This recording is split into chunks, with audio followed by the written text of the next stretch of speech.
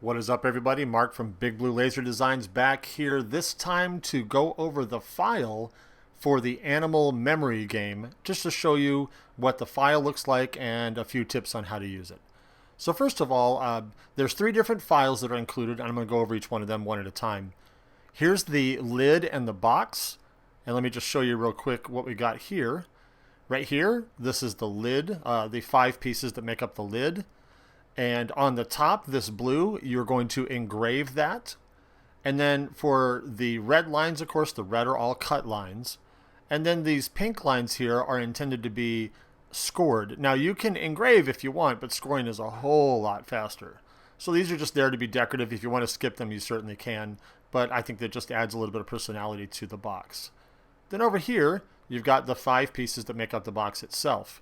Of course, the bottom piece and the 4 sides. And you've got animals that are scored on each side. The black lines in this case are scored. And then the green for their eyes are intended to be engraved, just to kind of give them a personality. So that's what the pieces for the box look like. Let's jump over to the 2 different types of files I have for the cards themselves. First of all, I've got one that's called layered. And I know how this works on the Glowforge. I don't know how it works on other lasers, but I think it's probably similar. But you can choose which file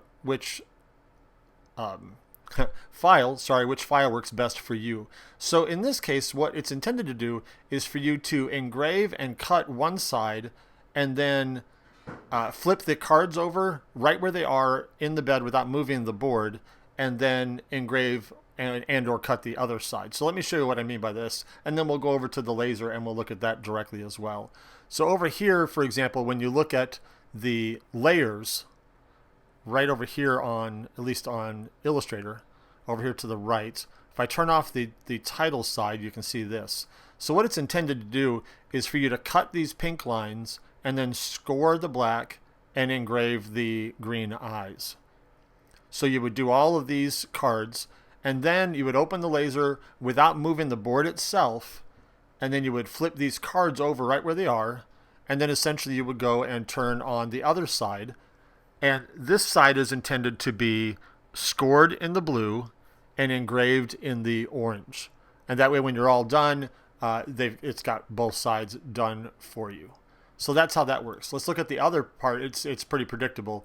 Here's the 2 separate sides separated, if that's what you'd prefer.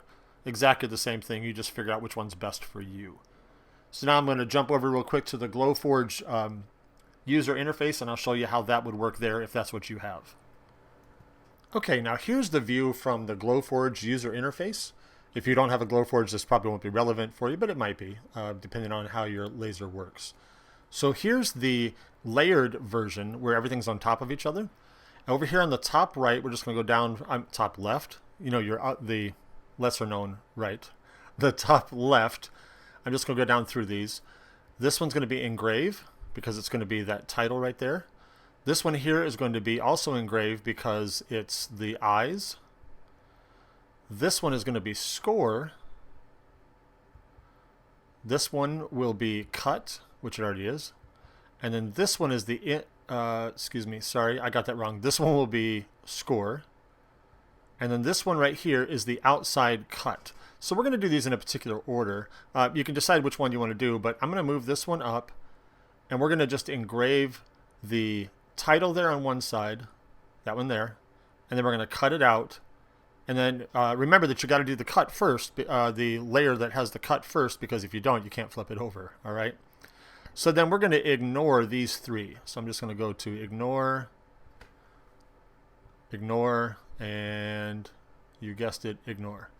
And then you're going to go ahead and engrave this, cut that, and then when you're done, you're going to open the lid. You're going to make sure that you do not move this board at all. I would pin it down, tape it down, whatever you got to do, don't move it. And then I just roll a piece of tape around my finger so that I can then touch each one of these squares, and they should pull up, and you can flip them over. When you get everything back in place again, flipped over, then you can go back through, as you can imagine, ignore and ignore. And then you're going to then engrave, score, and score. And then you'll do the back side, and then you'll have perfect little cards. So I hope that helps. Let me know if you have any questions.